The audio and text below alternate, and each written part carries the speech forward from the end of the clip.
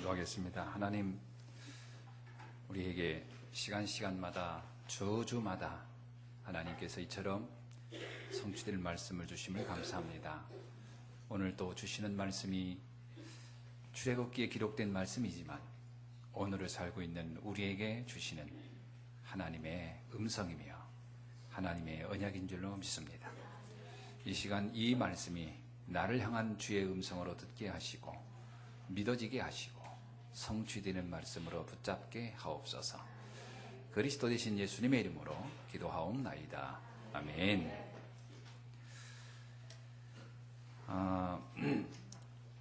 이스라엘 민족은 하나님이 택한 백성이 맞죠. 이스라엘 백성은 물론 그 지정학적으로 봐도 굉장히 독특합니다. 뭐 큰 땅을 가진 것도 아니고 굉장히 좋은 땅도 아니고, 그리고 그 지역은 정확히 말하면은 그 유럽과 아시아를 잇는 거의 중앙에 위치해 있다고 보지요. 그러니까 바로 그 이스라엘 옆이 지중해의 시작이죠. 그러니까 이스라엘은 유럽과 아시아를 잇는 현장이다 보니까 그곳은 그 두 세력이, 유럽의 세력이나 아시아의 세력이 이렇게 서로 밀려오면 늘 그 안에서 전쟁이 일어날 수밖에 없었던 위치에 있었습니다. 블레셋이라는 말 자체도 붉은 사람이란 뜻인데, 이 블레셋이 원래는 유럽 북쪽에 있는 그쪽에서 내려온 사람들입니다. 그러니까 얼굴이 희다못해 붉게 보이죠. 보통 백인들이 얼굴이 희지만 춥거나 좀 그러면 얼굴이 붓잖아요. 그렇게 생각한 거다. 붓다. 왜냐하면 사실 이 이스라엘 사람들은 중앙아시아 사람들이니까 얼굴이 약간은 게 검다라고 봐야 됩니다. 약간은 이렇게 뭐 중앙아시아 사람 계통이니까요.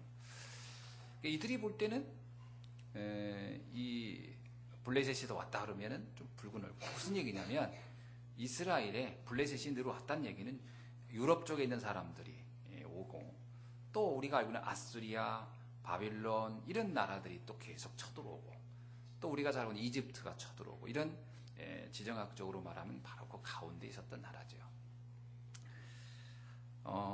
이 나라는 어떻든 뭐 하나님이 이들을 이곳에다가 그리스도의 비밀을 말해줄 민족으로 처음부터 택한 거죠.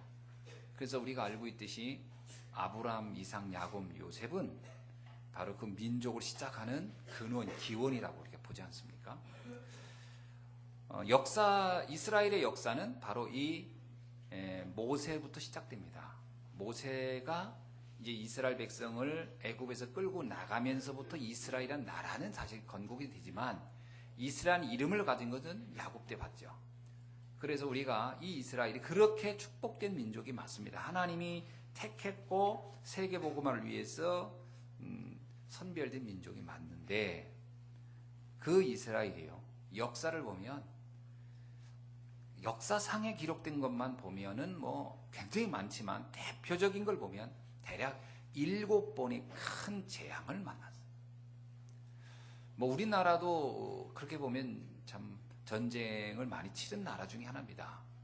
뭐 우린 여러분 옛날도 알지만 뭐 일본도 쳐들어온 적이 있고, 중국도 쳐들어오고, 뭐 거란족도 오고, 뭐 몽고족도 오고, 우리도 상당히 많이 이렇게 침략을 많이 받은 나라인데, 이스라엘이 바로 그런 의미에서 굉장히 많은 고통을 많이 당했어요. 그 중에 이제 가장 큰 사건이라고 하면 오늘 본문에 기록되어 있는, 출애굽기에 기록되어 있는 애굽에서의 노예 생활입니다.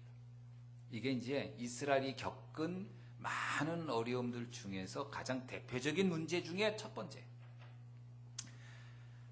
이스라엘은 뭐 노예로, 속국으로, 또는 포로로, 그리고 나중에는요, 이스라엘 자체가 완전히 없어져 버려요. 여러분 잘 알잖아요. 이스라엘 민족 자체가 없어져서 나라가 멸망해 버리는. 그래서 이스라엘은요, 그 나라가 멸망이 어느 정도 오랫동안 했죠? 거의 2000년 가까이. 그래서 우리나라가 일제부터 해방됐던 그때가 바로 일본으로 해방됐던 그때가 이스라엘은 또 건국한 그때예요. 비슷한 때예요. 그러니까 그때까지는 이스라엘은 나라라는 것이 없었어요. 그러니 얼마나 이게 신기한 겁니까? 근데 또 재밌는 것은 2000년간 나라가 없으면 없어져야 되는데, 여러분 잘 알고 있듯이 저기 남미나 이런 데는 없어진 민족이 많아요. 그런데 이스라엘은 또 없어지지도 않았어요. 그 나라는 또 나중에 또 건국을 해요. 어떻든 그러나 그 과정에서 보면 많은 학살을 당했어요. 그래서 이스라엘의 고난사라는 그 책을 보면은 그 근대사회죠. 근대사에 와서 고난. 대표적인 게 우리 여러분 잘 알 거예요. 흑사병이 돌을 때 그걸 다 유대인 탓으로 해서 유대인들을 다 죽였던 거. 그죠? 흑사병이 그 사실 그 쥐 때문에 그 패스트가 옮긴 거 아닙니까? 근데 그걸 유대인이 옮긴 거로 오해받아가지고 유대인들이 그때 얼마나 많이 또 학살당했어요. 그뿐만 아닙니다. 스페인에서도요, 영국에서도, 러시아에서도 그 사람들이 고난당한 건 우리가 생각할 때 몇 명, 몇천 명 죽은 게 아니에요. 몇만 명씩 막, 몇십만 명씩 막 학살당하는 그런 일들이 비일비재했다. 그 중에 이제 현대사회에 와서 가장 대표적인 것은 우리가 너무 잘 알고 있는 히틀러가 유대인 학살 600만을 죽였잖아요. 이런 말이 그렇지 600만을 죽였다는 거예요.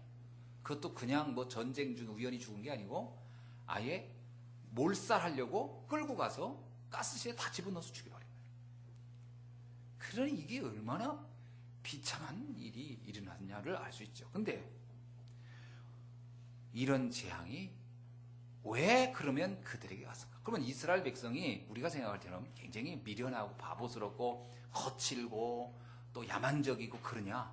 그렇지 않습니다. 굉장히 똘똘하고 뛰어난 사람들이에요.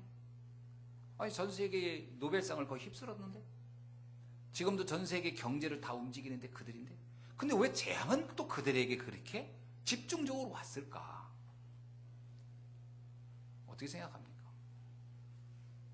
이게 우연이라고 생각합니까? 우연이 아니에요. 역사는 하나님의 계획 속에서 진행돼요.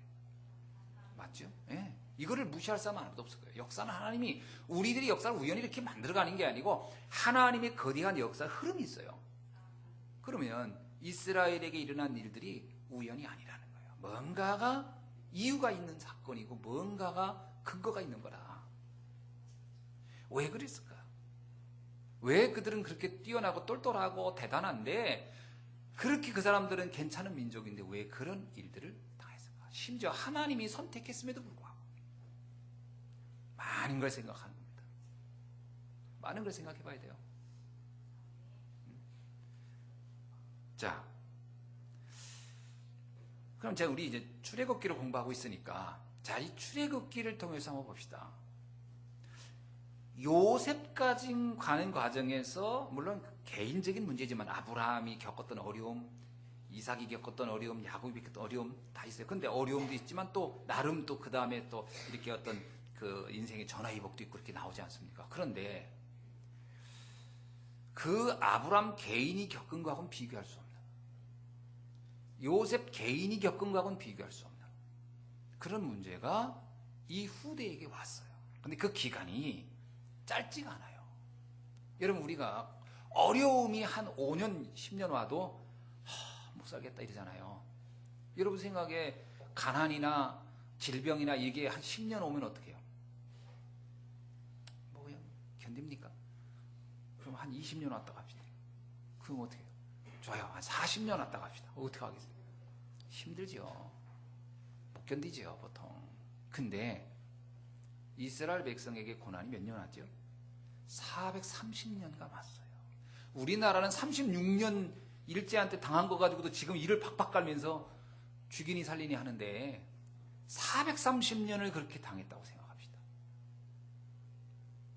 진짜 정말 이 뭐 아주 그냥 아무것도 남지 않고 없어질 거예요. 430년을 어떻게 당했느냐? 완전히 최하, 가장 하층민으로. 히브리인이라는 말 자체가 종이라는 뜻이거든요.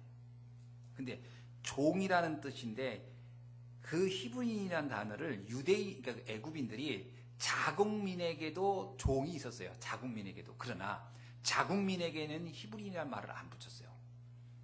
유독 이 요셉의 그 식솔들, 그들과 함께 왔던 그들에게 주로 붙인 단어가 뭐냐? 히브리인이라는 말이에요. 히브리인이라는 말이 뭐냐면요, 당나귀만 못하다는 얘기거든요. 쉽게 말하면 짐승만 못한 인간이라는 뜻이에요. 그러니까 이런 대우를 받으며 430년. 굉장하죠. 왜 그랬을까?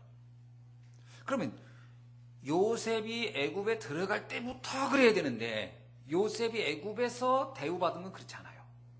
그죠? 총리로 굉장한 권력을 잡고 있었는데 어느 날 갑자기 이런 재앙이 확 와버렸어요. 사실 재앙이 올 때는요, 어느 날 갑자기예요. 그게 문제입니다. 어느 날 갑자기. 그게 이렇게 사실 조짐이 보이면 좋겠는데 갑자기 온단 말이죠. 근데 오늘 우리가 보면은 성경에 써 있는 메시지, 또 성경의 말씀 한 구절 한 구절이 우연히 그냥 이렇게 쓰다 보니까 쓴 게 아니고 굉장한 것들을 이렇게 담고 있어요. 그래서 성경을 읽을 때는 좀 뭐랄까 영안을 가지고 봐야 이제 좀 보이죠. 여자의 후손, 이것도 많은 구절 중에 잠깐 나오는 건데 그게 담고 있는 영향력은 성경 전체를 움직이는 구절이잖아요. 그러니까 성경에 많이 쓰여졌다고 해서 중요한 게 아니고 짧지만 굉장히 강렬한 언어들이 있어요. 그걸 찾아내야 되거든요. 여기 보면은 1장 8절이 바로 그 포인트예요. 뭐죠? 요셉을 알지 못하는 새 왕이 일어나 애굽을 다스리더니. 요게 굉장히 짧은 문구인데 이게 재앙의 모든 원인을 굉장히 함축해서 설명해 주고 있는 단어들이다. 문장이라는 거예요. 자, 그러면 요셉을 모르는 이란 말이 굉장히 중요합니다. 요셉을 알지 못하는. 요셉 이후에 언약이 전달되지 못했다라는 것을 나타내는 언어들이에요. 언약. 다시 말하면 하나님이 이스라엘 백성을 선택한 그 근원적 본질적인 내용이 전달되지 않았다라는 얘기예요. 전 요셉이 전달하지 않았다고 보지는 않습니다. 요셉이 전달했을 거예요. 그러나 요셉이 전달을 받은 그 다음 세대를 가면서 이것이 완전히 끊길 것이다. 이렇게 보는 거죠. 자, 그러면 한마디로 더 얘기하면 이겁니다. 도대체 그 요셉 위에 전달되지 않았던 그 언약이란 게 뭐냐라는 거예요. 그게 중요한 겁니다. 그렇죠? 그 언약이 도대체 뭐냐 말이에요. 그게 무슨 금덩어리를 안 넘겨주지 않았단 말이냐, 뭐 그런 얘기는 아니잖아요. 그 언약이 도대체 뭐냐. 이제 이 언약을 해석하는 방법이 중요한 겁니다. 오늘날 많은 사람이 성경을 읽되 이걸 이해를 못하는 거예요. 그게 뭐 어떻다는 거냐. 우리는 보여주는 돈이니 명예니 권세니 이런 것이 중요하지 무슨 언약이 뭐예요. 그게 나하고 뭔 상관. 보통 이렇게 이해하거든요. 성경을 보면서도 와닿지 않는 이유가 뭐냐면 이 언약이라는 단어가 갖는 의미를 찾아내지 못해서 그래요. 여자의 후손이라는 단어를 가지고 나하고 내 인생과 연관시키기가 이게 쉬운 게 아닙니다. 사실은 불신자들은 그 말 들고 웃기지도 않고 뭔 말이야 그게 그럽니다. 그때는 목에 사였나 보지 이렇게 해석할 수도 있어요. 여자의 후손하면 그때는 아버지가 아니고 어머니 성을 따라갔나 보지 이런 식으로 해석하지 진짜 그게 의미하는 바를 알긴 쉽지 않을 거다. 자, 그러면 언약이 뭐냐? 그게 바로 영세전 문제와 그 해답입니다. 여러분, 아브라함이 왜 갈대아우르를 떠났어요? 돈이 없어 떠났나요? 이렇게 해석하면 곤란한 거예요. 거기 사람들하고 갈등해서 떠났나요? 그렇게 해석하면은 착각하는 거예요. 그러면 돈 벌려고 떠났나? 이것도 아니에요, 사실은.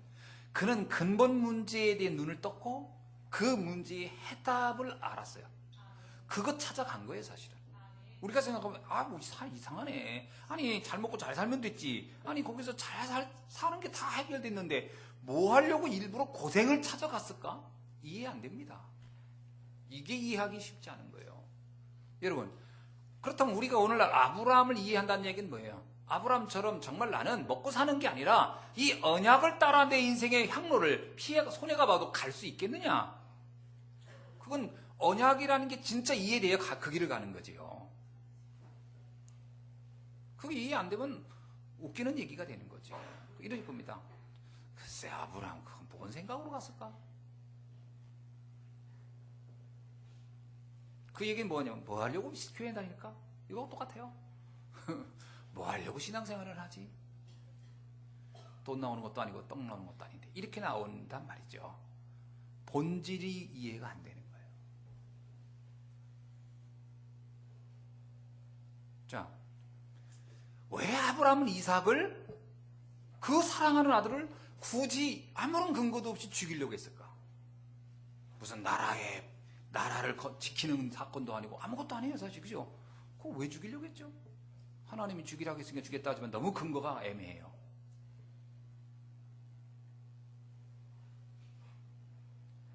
뭔가 비밀이 있는 거 아닙니까? 그 행위 속에는. 그걸 찾아내야 되거든요.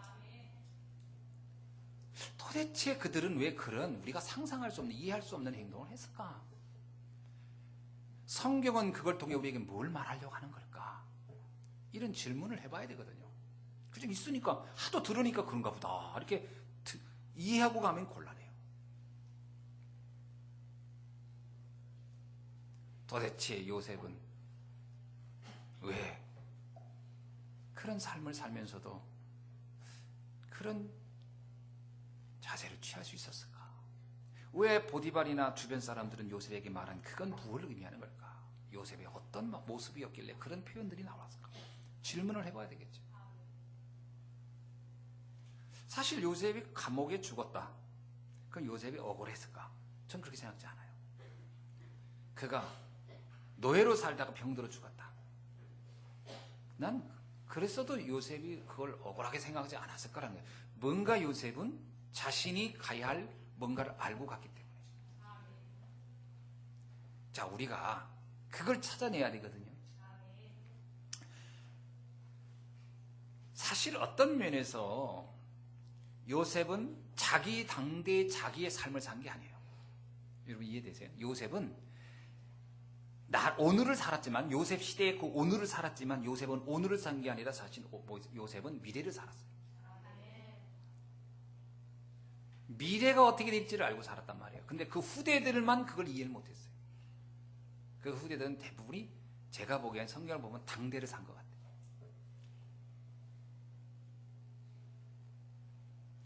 영세전 문제가 뭡니까?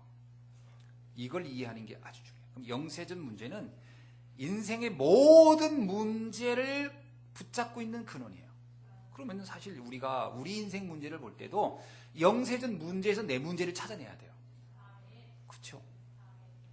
내 문제를 영세전 문제와 연결시키지 못한다면 영적인 세계를 모르는 거예요. 영세전 문제는 창세기 3장, 6장, 11장이라고 성경은 이렇게 딱 찍어서 설명하고 있잖아요. 근데 이게 정확히 말하면 뭐냐면 하나님과 관계없는 삶에서 오는 문제란 말이죠. 쉽게 말하면 이스라엘 백성들이 애굽에서 삶이 하나님과 관계없는 삶을 살았다고 하는 게 문제예요. 그들이 잘 살아야 하나님과 관계 있는 삶이냐, 못 살으면 하나님과 관계가 있는 삶이냐, 그게 아니라 하나님을 잊었다는 게 전 문제예요. 왜 잊었을까? 전 상상해봤어요. 왜 잊었을까? 애굽에서 요셉의 후손들이요, 처음에 너무 대우가 좋았고 너무 잘 살았어요. 아마 내가 볼 땐 이 좋은 환경이 하나님을 필요로 하지 않는 원인이 되지 않았을까? 제 개인적인 생각으로. 하나님이 필요 없을 정도로 좋았어요. 고센 땅이. 애굽에서 가장 좋은 땅이 고센 땅이었어요. 가장 비옥한 곳이었어요. 먹고 살기 가장 좋았어요. 우리가 잘 알고 있는 피라미드 세워진 그 지역은 황제가 다스리는 땅이니까. 사실 피라미드가 있는 데는 옛날에는 굉장히 비옥한 땅인데 이게 기후가 바뀌면서 거기가 사막지대가 된 것이죠. 옛날에는 좋은 땅이었거든요. 자, 이런 지역을 볼 때 이들이 언약을 필요로 하지 않았다, 이런 생각을 하게 되는 거죠. 그러니까 그게 문제인데 이 문제를 못 봤어요. 이게 얼마나 치명적인 문제를 갖다 줄지를 몰랐어. 그러니까 그럼 그 문제를 해결하는 비밀도 그럼 알 리가 없죠. 문제를 모르면 답을 어떻게 합니까? 문제를 모르면 답을 모르게 돼 있는 거거든요. 오늘날 불신자가 왜 망하냐? 문제를 잘 못 보니까 답도 모르는 거예요. 그래서 우리가 예수는 그리스도로 답 얘기를 하면요, 문제를 잘못 알고 있는데 답을 그리스도로 얘기하니까 황당하게 얘기하는 거예요. 그게 왜 예수 믿어야 되는데 이렇게 나오는 거예요. 왜? 문제를 영적으로 안 보고 있는 사람들한테 영적인 답을 얘기해 주면 와닿지가 않잖아요. 근데 신랑이 지금 여러 가지 문제 고민하고 있어요. 근데 거기다 그리스도가 답이다 이 얘기면 뭐라고 해요? 웃기지 말고 빨리 돈이나 벌어봐. 문제는 네가 돈을 안 벌어오기 때문에 생기는 거야 라고 하는 사람에게 그리스도가 답이야 하면 이해가 안 되지요. 문제 이해를 잘못하고 있는데 답을 얘기하면 알아듣습니까? 그러니까 불신자 맞춰주려면 어떻게 돼요? 틀린 답을 줘야 돼요. 죽으라고 가서 일하면서 돈 벌어다 줘야 돼요. 틀린 문제에 틀린 답을 줘야 돼요. 이게 문제라 이스라엘이 이걸 이해를 못한 거예요.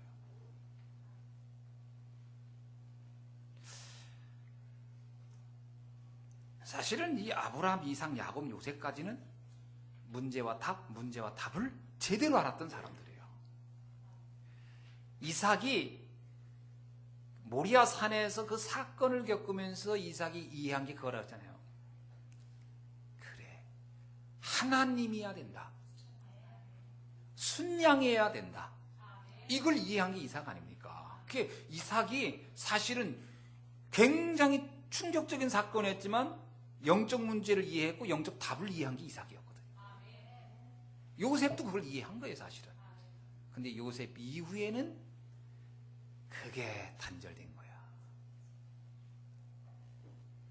저는요, 복음과 종교를 구분하라고 하면 여러 가지 설명할 수 있지만 솔직히 저는 이렇게 생각됩니다. 제 개인적인 해석은 문제와 답을 잘못 보는 것이 종교다. 한마디로 말하면 다 그럴듯한데 문제와 답을 잘못 보는 거예요.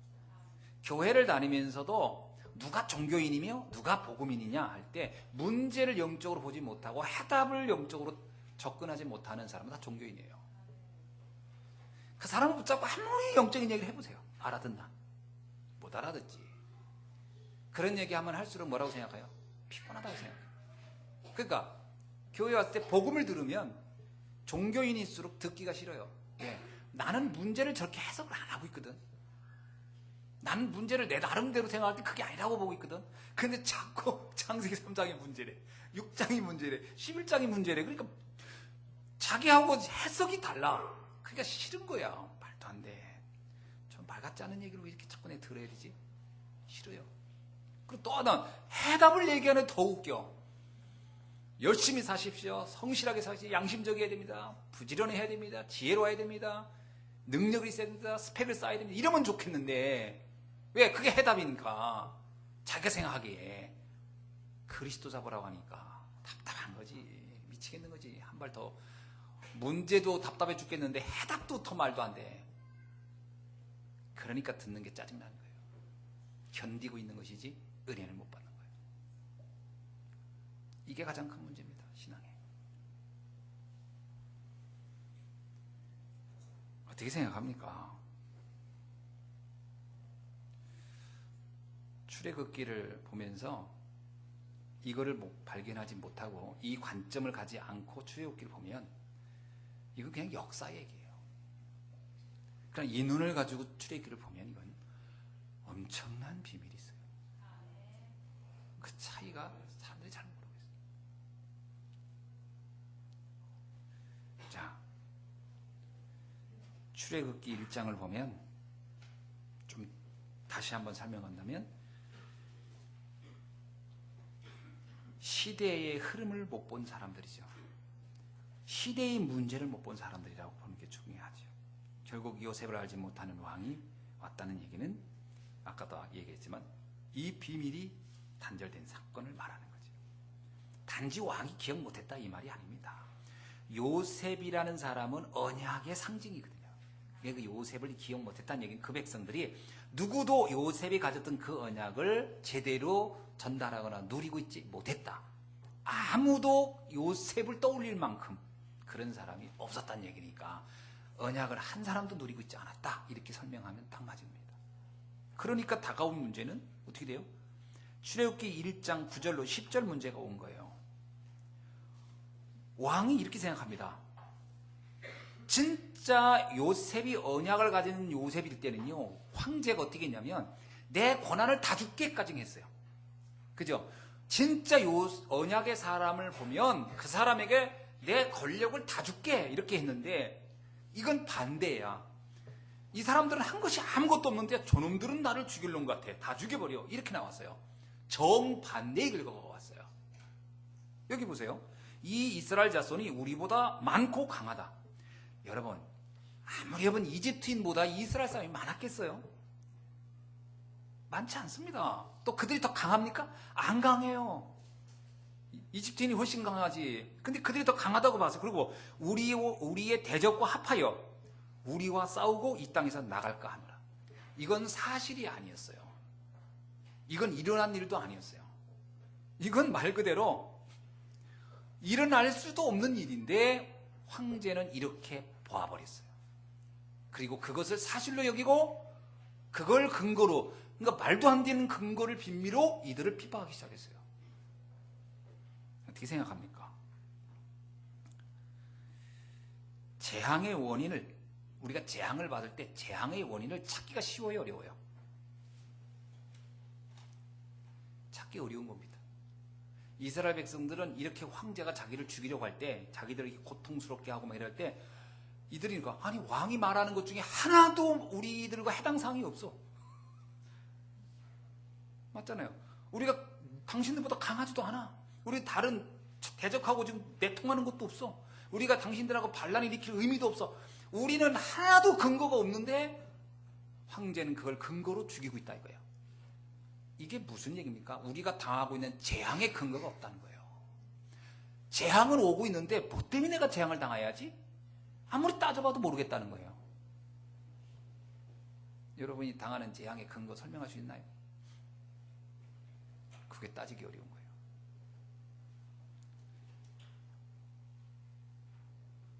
한 가지 원인은 그겁니다. 빛이 사라지면서 흑암이 역사하기 시작한 거예요. 언약이 사라진 자리에 사단이 왕노릇한 겁니다. 그래서 인생이 역전돼 버린 거예요. 우리가요, 언약이 희미해지죠? 그러면 사단이 발광을 합니다. 그것만 여러분 기억하셔야 돼요. 언약이 강해야 흑암이 힘을 못 써요. 가만히 생각해보세요. 내 가문에, 가정에 생각지 않게 문제가 심각하게 이루어진 것을 잘 보세요. 뭐의 시작이었나? 내 언약이 희미해질 때. 잘 이해해보세요. 내 언약이 희미해질 때. 재앙은 어느 날 내 안방을 차지하고 있는 거예요. 잘 이해하셔야 됩니다.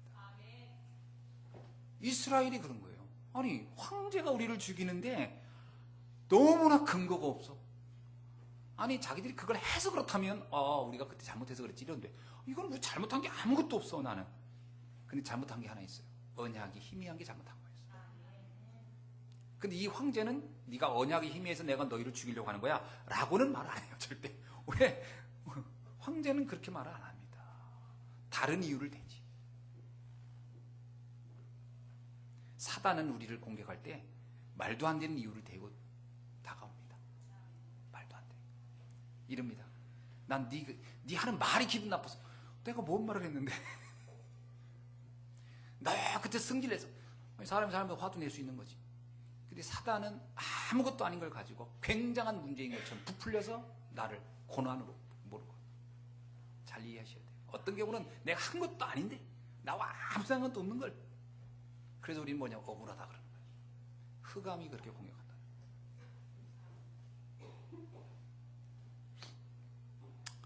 1장 11절 14절 보면 무거운 짐을 지워 괴롭게 하고 어려운 노동으로 그들의 생활이 괴롭게 되었다. 참, 이스라엘 백성만큼 성실한 사람이 어디 있습니까? 그런데 그들은 자신의 성실, 자신의 양심 아무 상관없이 고난이 그들을 덮쳐버렸어요. 그 다음에 온 마지막은 1장 16절입니다. 해산을 도울 때 그 자리를 살펴서 아들이거든 그를 죽이라. 후대가 죽는 문제가 또 일어났어요. 언약이 희미하면 내 때 고난도 오지만 다음 문제는 더 심각한 문제, 후대. 나의 후대가 무너진다는 거예요. 후대는 아무런 이유 없이 노예 생활로 사는 거예요. 그래서 이스라엘은 430년 복음 잃어버린 전 세대 때문에 그 다음 세대는 다 노예 삶을 살게 되었다. 결국 사단의 최종 목표는 뭐겠습니까? 후대를 무너뜨린 거예요. 그래서 우리가 렘넌트 운동하는 겁니다. 우리가 생을 걸고 이 언약을, 선명한 언약을 다음 세대에 전달하려고 하는 게 우리들의 마음이에요. 우리 세대, 내가 아무리 고통스러워도, 내가 아무리 힘들어도 내가 더 이상 이것 때문에 내가 흔들리지 아니하고 나는 언약 중심으로 살다 갈 것이다. 그런 결단을 해야 되는 거예요. 도리어 지금 내 삶이 풍요로울수록 언약이 더 희미해진다면 이게 더 큰 문제지요. 이게 더 큰 재앙이지. 사실 내 삶이 어렵더라도 힘들더라도 난 언약 잡고 살다 간다. 이것이 내가 이 땅에서 가장 멋지게 사는, 가장 아름답게 사는 길이다 라고 선택할 수만 있다면 우리 다음 세대는 정말 승리하며 살 것입니다. 이거를 이제 이 세대들이 못 발견했던 거죠. 자, 이런 위기의 시대에 언약 가진 가정에서 태어난 사람이 모세였습니다. 그나마 모세는 다행스럽게 언약의 가정에서 태어났어요.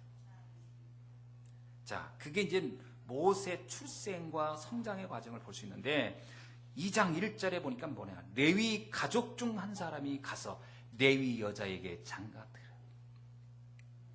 모세는 레위 가문에서 태어났죠. 근데 레위 지파는 전통적으로 하나님께 예배를 드리는 가문입니다. 그죠? 그래서 그 가문에서 제사장이 나오죠. 자, 그래서 그들은 누구보다도 하나님을 믿는 믿음이 철저했고 그 나름대로 형식적이라도 피 언약을 모방은 하고 있었어요. 자, 잘 보세요. 레위 지파와 레위 가문에서 모세가 태어났어요. 그러나 그들이 재앙을 막지는 못했어요. 왜 그러냐? 언약이 형식화되어 있었기 때문에 이게 내면적 실제적인 내용을 갖고 있지 못했어요. 그래도 그 형식만이라도 전달해 준 것은 대단한 거지만 그래서 이 레위 가문 가정이 노예 상태에서 벗어나지 못했어요. 잘못하면 우리가요, 구원은 받아놓고도 이 구원의 내용이 사실화되지 않으면 고난을 피하지 못해요. 이게 문제입니다. 많은 사람들이 구원 받으면 될 거라고 생각하지만 아닙니다. 구원 받는 것 가지고 재앙이 떠나는 게 아니에요. 구원은 하나님의 은혜로, 그러나 응답은 우리의 믿음입니다. 믿음의 결단이 있어야 되는데 그나마 레위 가정이라는 것은 예배를 드려. 근데 형식적 예배가 남아있었을 뿐이에요. 다행이었죠. 그것만이라도. 그 가정에서 모세가 태어났어요. 근데 모세가 그 형식적인 형태의 언약을 받았지만 모세도 왜 그가 80년간 방황했냐? 그게 정확한 뜻을 이해를 못했어요. 그러니까 어설프게 받았던 언약을. 나중에 하나님을 호렙산에서 만났을 때 비로소 깨달았어요. 아, 그 말이 그거였구나. 그때 처음 알아들은 거예요. 사실 모세는 80년 만에 그 말씀이 그 말이었군요. 여자의 후손이란 말이 그 말이었군요. 그냥 저는 부모님이 가르쳐줘서 여자의 후손하고 왔는데 그 말이 그거였군요. 나는 그냥 피언약, 피제사. 그게 그 말이 뭔지 몰랐는데 그 말이 그 말이었군요. 이걸 알아들은 게 호렙산상. 그날로부터 인생이 달라져요. 그때부터 재앙이 끝납니다. 그러니까 우리가요, 언약을 이렇게 이해해야 돼요. 그래서 우리 후대에게 일단 어렸을 때는 메시지를 그냥 넣어주라. 뭐 어떻게 이해하겠어요, 이 아이들이. 그냥 넣어주는 거예요. 모세가, 어머니가 그 모세, 그 젖먹이 모세가 뭐 설명을 해요. 해석을 해서 알겠어요. 막 넣어준 거죠. 그나마. 그것만 해도 굉장히 잘한 거지.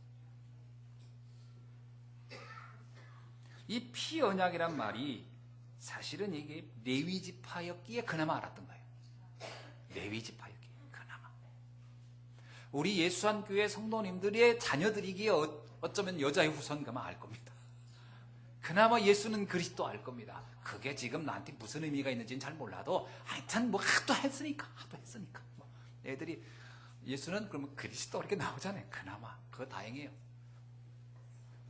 그렇게 나오는 거 어디입니까? 엄청난 거지. 성탄절이 주인공 하면 보통 사람들은 산타 하는데 우리 애들은 그리스도 하잖아요. 그것만 해도 어디입니까? 그 의미가 이해되는 날 재앙이 끝나는 거예요. 그래서 하나님이 모세에게 80세 때 양의 피 바른 날 이스라엘 민족을 해방시키겠다. 그러나 가서 희생제물 너는 드려라 했더니 그때서 깨달았어요. 아, 하나님이 그렇게 원하는 게 이거였으며 이걸 통해 이 시대의 모든 재앙을 해결하겠다고 하시는 거구나. 모세가 그때서 깨달은 거예요. 여러분, 그래서 우리가 정확한 언약을 전달하는 것만큼 중요한 것은 없다. 어떤 일이 있어도 이거보다 중요한 건 없어요. 그래서 여러분이 자녀들한테 틈나는 대로 설명해 주셔야 돼요. 이게 뭔지 아냐? 자꾸 설명해 줘야 돼요. 어떤 때는 옛날 얘기로, 어떤 때는 동화처럼 상관없습니다. 들어가게 해야 돼요. 그걸 유대인들이 참 잘했는데 유대인들이 형식을 들어줬지 내용이 빠져버린 거예요. 그래서 유대인이 세상에서 성공한 것 같은데 근원적 영적 문제 해결 못해서 그렇게 재앙을 당하는 거예요. 근데 우리는 그 의미를 전달해 보세요. 그 아이는 시대와 민족과 세계를 바꾸는 렘넌트가 될 줄로 믿습니다. 자, 출애굽기 2장 2절로 3절을 보세요. 더 이상 숨길 수가 없어. 태어난 지 석 달 만에 갈대상자에 담겨 날강에 던졌다. 사실 이 모세는요, 태어나는 순간부터 살 수 있는 환경이 아니었어요. 그러니까 모세는 태어나는 순간부터 하나님의 은혜가 없으면 살 수 없는 사람이었어요. 저는 이 생각이 나더라고요. 이 모세 읽는데, 아, 내가 그런 사람이었다. 하나님의 은혜가 아니었으면 내 인생은 완전히 망했겠구나. 그러니까 너무 감사하더라고요. 그래서 뭐야, 내가 모세잖아. 이런 생각도 다 이해되더라고요. 하나님의 은혜 없었으면 어찌 될까. 자, 요게벳이 이제 아들 모세를 나일강에 떠내보냅니다. 저는 그 장면을 오늘 새벽에도 설명했지만 많이 생각해 봤어요. 요게벳의 아들을 갈대 상자를 이렇게 만들어가지고 이제 더 이상 키울 수가 없어. 거기다 다 이렇게 앉혀놓고 떠내보냅니다. 그 여러분 모세라는 그 만화가 영화 보면 막 나오잖아요. 막 물살이 막 이렇게 하는데 그 바구니가 막 이러면서 가는 장면이 나오잖아요. 그때 이 요게벳의 마음이 어땠을까? 그래, 나는 어쩔 수 없다. 더 이상 여기까지입니다. 미안하다 아들아. 이제 살든지 죽든지 그건 네가 알아서 해라. 거의 자포자기 상태. 운 좋으면 살겠고 운 나쁘면 죽겠지. 그리고 내보냈을까? 전 그렇게 보진 않아요. 저는요, 요게벳이 그나마 그 언약, 그리스도의 언약 이건 잘 몰라서도 하나님에 대한 믿음은 이들이 있었거든요. 하나님에 대한. 그러니까 여러분 잘 알지만 산파들 믿음 보세요. 하나님을 두려워하고 이런 거 있잖아요. 하나님이 살아있음에 대한 건 믿었거든요. 그게 이 레위 지파가 그건 믿음이 없었을 리가 없거든요. 하나님의 절대 주권. 하나님이 너를 보호하실 것이다. 내가 어떤 상황에 있든지 하나님은 너를 지켜주실 것이다. 그리고 그를 탁 떠나보냅니다. 여러분, 그런데 진짜로 그 어머니가 모세를 보낼 때 포기하지 않았다는 걸 알 수 있는 게 뭐냐면요, 4절 7절 보면 알아요. 4절 보니까 그의 누이가 어떻게 되는지를 알려고 멀리 있었더라. 그 모세가 가는 것을 계속 지켜봅니다. 하나님이 어떻게 하는지를. 나중에 모세도 그런 얘기 하는 얘기죠. 홍해 앞에서 여호와께서 오늘 우리에게 하는 것을 조용히 지켜보라. 근데 그 누이가 먼저 했던 것 같아요. 하나님이 어떻게 하는지 보자. 여러분, 무슨 문제, 어떤 문제가 오든지 지금 모세에게 일어난 문제는 최악의 문제예요. 생사의 문제예요. 맞죠? 생사의 문제죠. 죽느냐 사느냐. 그런데 그 문제 앞에서 누이와 어머니 뭐냐? 하나님이 오늘 어떻게 하는지 보겠다. 여러분, 이런 믿음이 좀 있어지길 주 여러분 축원합니다. 대부분 사람들이 포기해버리거든요. 포기하지 말고 하나님이 어떻게 하는지 내가 오늘 보겠노라. 그 누이가 딱 쳐다보고 있어요. 그 다음에 어떻게 합니까? 그 누이와 그 어머니 요게벳이 믿음의 사람이라는 걸 확인할 수 있는 게 7절이에요. 그의 누이가 바로의 딸에게 가서 말합니다. 내가 히브리 여인 중에 유모를 불러다가 이 아기에게 젖을 먹이게 하리까? 절묘하게 기다렸다가 바로. 그게 무슨 얘기예요? 하나님이 하시는 거를 계속 지켜보고 있었다는 거예요. 여러분, 성령님도 받는 것은 기다림입니다. 하나님이 어떻게 하는지를 기다리셔야 돼요.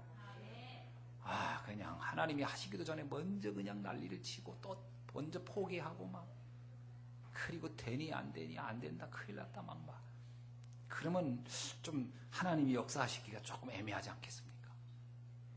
주께서 하시는 역사를 기다리라. 그래서 하나님의 절대 계획에 그 주권을 믿고 있었지요. 그랬더니 출애굽기 2장 7절로 10절 여인이 아기를 데려다가 젖을 먹였더라. 근데 신기한 건요. 여기 보세요. 6절 보세요. 뭐라고요? 열고 그 아기를 보니 아기가 우는지라 그가 그를 어떻게 해요? 불쌍히 여겨. 근데 그 다음입니다. 이는 히브리 사람의 아기로다. 이 바로 공주가, 바로 왕의 딸이 그 아기가 아버지가 태어나면 다 죽여라고 하는 히브리인 그 노예의 자녀인 것을 알았음에도 불구하고 불쌍히 여겨 데려다 키웠어요. 그러니까 이 바로의 딸이 모세의 모든 출생 여부를 다 알아요. 근데도 데려다가 자기 아들로 삼았어요. 이거는 우연입니까? 보통 이런 얘기 불신자는 뭐라고 하죠? 아, 운 타고났다. 모세 운 타고났다. 그럽니까? 어느 책에 보니까 나이 50쯤 되면 인생에 대해서 해석하는 것 중에 하나가 뭐냐면 70%가 운이요, 30이 노력이다. 뭐 이런다고 하는데 운입니까? 진짜 불신자들이 말한 건 아닙니다. 하나님의 계획이었어요. 하나님이 하시는 일이 아니고서야 이런 일이 어떻게 일어납니까? 그러니까 하나님이 절대 주권을 아무도 못 막는다는 거죠. 불신자의 마음을 움직여서라도 여러분 생각해 보세요. 수룹바벨이 성전 건축하러 갈 때요, 그 바벨론에 있는 황제의 마음이 감동해서 내보냈어요. 불신자의 마음을 감동해서라도 하나님의 뜻을 이루신다. 진짜 언약의 사람이 맞다면 여러분이 진짜 언약만 믿고 있으면요, 불신자를 움직여서라도 여러분의 길을 주께서 대로를 열어주실 줄 믿습니다. 그래서 이 모세는요, 가장 위험한 신분으로 태어났는데 놀랍죠? 가장 안전한 곳에서 가장 평안한 어머니 품에서 가장 정확한 언약을 들으며 양육되었다. 이게 우연이 아닙니다. 하나님이 하시는 일은 이렇습니다. 우리는 이게 가장 안 좋은 거라고 여기는 그 현장이 하나님은 가장 최선의 현장으로 만들 수도 있는 줄로 믿습니다. 그래서 이게 정말 하나님의 이 일을 우리는 신묘막측합니다. 이런 표현을 씁니다. 하나님이 하시는 신묘막측. 그래서 여러분, 내가 내 머리 짜내가지고 뭘 된다고 생각하면 안 돼요. 우리의 지혜를 아무리 총동원해도 하나님이 하시는 일, 만분의 1도 못 따라간다. 하나님이 하시는 일을 따라가라. 그래서 가장 지혜로운 사람은 말씀 따라가는 사람. 내 지혜 믿고 움직여봐야 크게 이익 볼 게 별로 없어요. 하나님의 말씀 따라가라. 그러면 이런 일이 일어나면 최악의 환경인데 최고의 환경으로 하나님 바꿔버렸어요. 그래서 지금 내게 환경이 어렵다? 모세처럼 그럴 수 있습니다. 이때 결단할 게 뭐냐면요, 어떻게 하면 이 환경을 내가 바꿀까? 이러지 말고 하나님이 어떻게 하시는지를 봐야 되겠다. 이 믿음을 선택하기를 주의 이름으로 축원합니다. 이 믿음을 선택해보세요. 하나님이 어떻게 하는지. 이게 굉장히 중요해요. 그래서 우리가 하나님과 방향만 제대로 맞추면 끝나요. 하나님의 마음만 알면 돼요. 그래서 요즘 나오는 메시지, 절대 목표란 말이 뭐예요? 하나님이 반드시 하려는 그거, 거기에 방향만 맞추면 되는 거예요. 어쩌면 요게벳은요, 한나와 같은 마음이었을 거예요. 내 자녀지만 내 자녀가 아니다. 이 자녀를 통해 하나님의 역사를 이루어야 되겠다. 그래서 사실 요게벳이 그 모세에게 피언약을 자기가 아는 선에선 최선을 다해서 넣어준 거예요. 하나님이 그 자녀를 사용하여 주옵소서. 여러분이 자녀를 가장 사랑한다면 가장 강력한 무기를 하나 넣어주시기 바랍니다. 그게 뭐냐? 하나님의 비밀을 알도록 하는 거예요. 하나님의 절대 목표를 인생의 목표로 잡도록 알려주는 거예요. 그게 가장 강력한 무기가 될 겁니다. 그걸 모르면요, 결국 내 힘 따라 살아야 되는데 얼마나 힘들겠어요.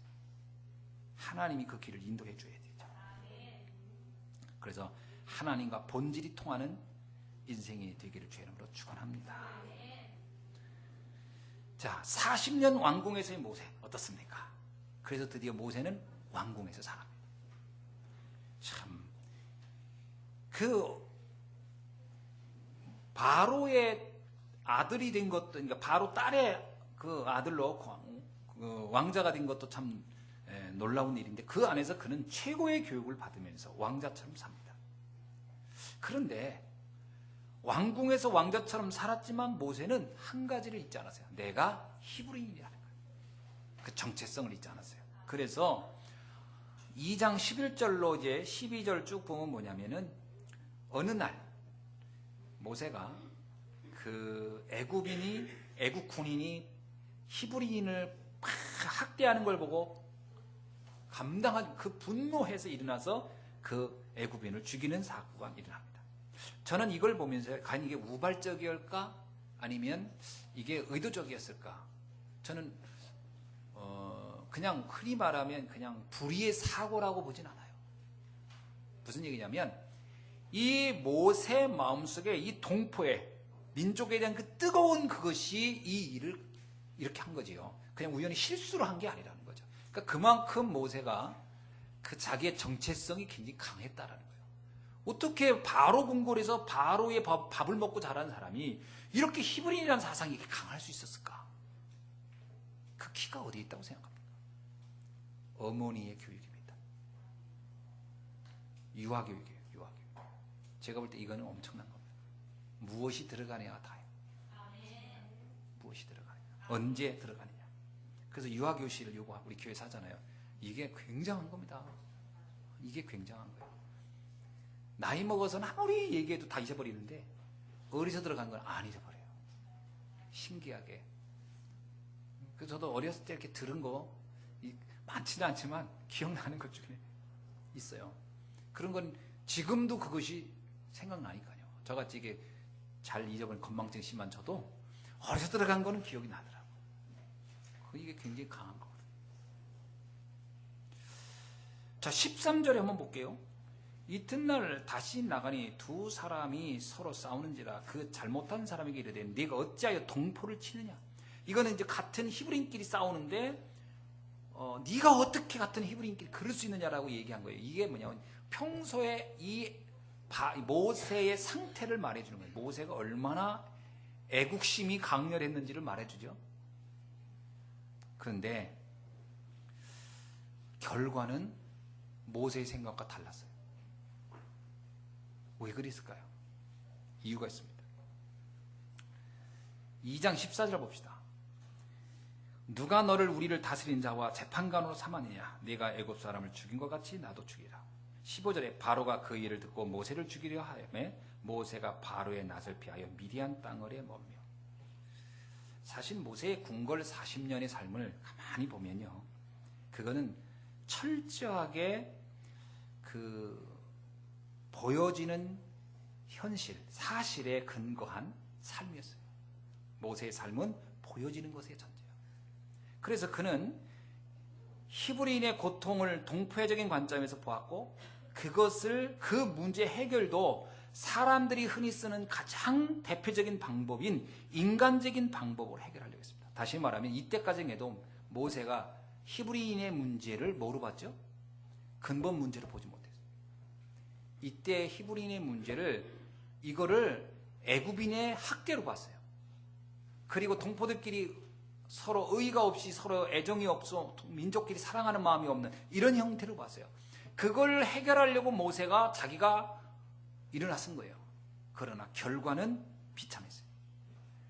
도리어 그렇게 믿었던 동포한테 배신당하고, 그리고 그는 미디안의 노예로, 아니 도망자로 도망가야 되는 신세. 이건 뭘 얘기하는 거죠? 인생 문제를 잘못 본 거예요, 모세가. 우리가 인생 문제를 잘못 보면 그 해답을 잘못 적용한다고 서론에서 말했듯이 모세가 딱 그렇게 한 거예요. 이 민족의 문제를 육신적으로 봤어요. 인간적으로 봤어요. 그리고 그걸 인간적으로 해결하려고 했어요. 그래서 인간들이 제일 많이 푸는 방법이 뭐죠? 억울하냐? 복수해라. 뭐하냐? 힘 키워라. 어떻게 하냐? 단합하자. 연합하자. 우리끼리 힘 모으자. 이러면 되는 거라고 생각해요. 이게 모세가 인생 문제 해결하는 방식으로 적용한 방법이에요. 오늘날 가장 많은 사람들이 내 인생 문제를 이런 식으로 적용한단 말이에요. 모세처럼. 그 결과는 어땠어요? 철저하게 실패했어요. 모세가 광야로 쫓겨갑니다. 도망가게 되는 거죠. 바로왕에게 이제 바로가 그를 죽이려고 하니까. 그런데 이 미디안 40년의 광야는 사실은 실패의 현장인 것 같았으나 아닙니다. 그것이 바로 최고 응답의 준비의 기간이었다. 자, 어떤 시간입니까? 미디안 광야는 모세에게 잘못 각인된 내용을 바꾸는 최고의 광야 학교였어요. 그곳에서 40년간 모세는 하나를 배웁니다. 내 방법대로 되는 게 아무것도 아니라, 인간의 방법대로 우리의 생각대로 하는 것이 절대로 답이 될 수 없다는 걸, 그 결론 하나를 내립니다. 이걸 내리는데 40년이 걸렸어요. 그렇죠? 40년간 들어온 것 중에 언약 외의 것들이 너무 많았는데 이것이 40년간 딱 빠졌습니다. 모세는 이곳에서 비로소 영적 본질을 깨닫는 눈을 열게 됩니다. 그래, 나는 아무것도 할 수 없다. 하나님의 능력이 아니고서 아무것도 할 수 없다. 이걸 깨닫는 눈을 그때 깨닫게 됩니다. 이때 미디안 광야에서 모세는 절대 목표를 깨닫는 시간이요, 절대 사명을 발견하는 현장으로 응답받게 됩니다.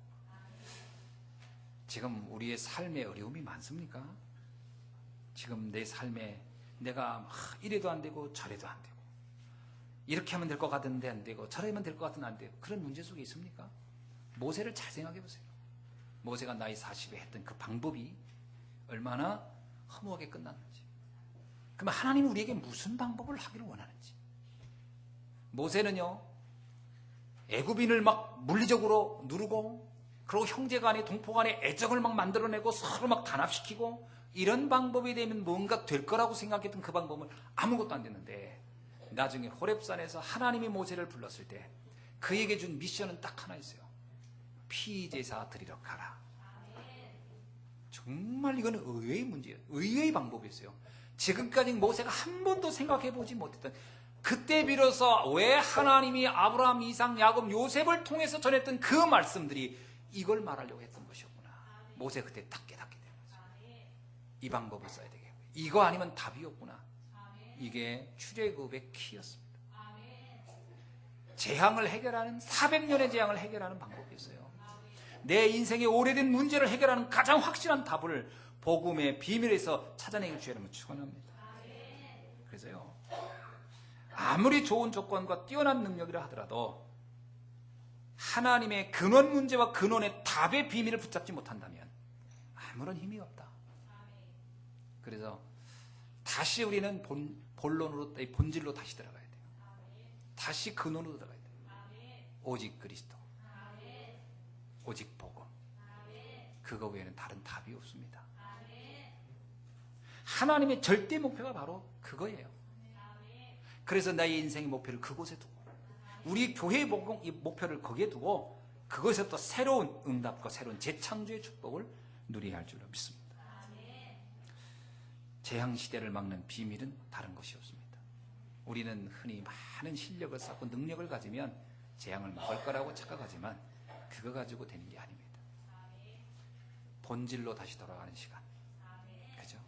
12가지 재앙과 그 해답 그리스도, 이 언약을 새롭게 붙잡고 우리 생애 가장 멋진 시대 바꾸는, 시대의 재앙을 막는 전도자로 응답받는 여러분 되기를 주의 이름으로 축원합니다. 기도하겠습니다. 아버지 하나님 감사합니다. 모세 인생을 통해서 우리가 다시 한번 본질의 의미를 새롭게 발견할 수 있도록 은혜 주시니 감사합니다. 문제의 원인을 정확히 보게 하시고 그 해답을 정확히 붙잡을 수 있는 지혜를 허락하여 주옵소서. 사실보다 진실, 진실보다 더 중요한 영적 사실을 깨닫게 하여 주셔서 430년의 그 재앙을 끝낸 피언약의 비밀을 오늘 우리가 굳게 붙잡고 재창조의 주역의 응답을 누리게 하옵소서.